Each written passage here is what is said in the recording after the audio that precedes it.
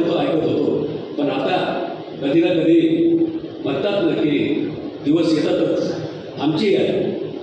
अजितदादांच्या नेतृत्वाखाली गेलो, म्हटलं बरं झालं शिंदे साहेबांनी बाहेर गेले, त्यांचा कार्यक्रम व्यवस्थित चालला. आता अजितदादा जाऊन भेटून राहिल्या, म्हणून आपलाही कार्यक्रम व्यवस्थित करून घेऊ.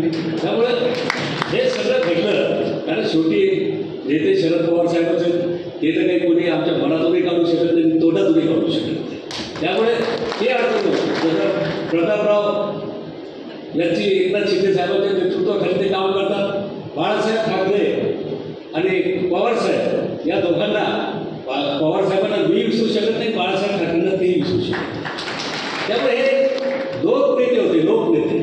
आणि आजही पवारसाहेबांच्या माध्यमातून किंवा इतर लोकांच्या माध्यमातून राजकारण करत असताना खऱ्या अर्थानं संस्थांचा विकास हा खूप महत्त्वाचा त्या ठिकाणी असतो.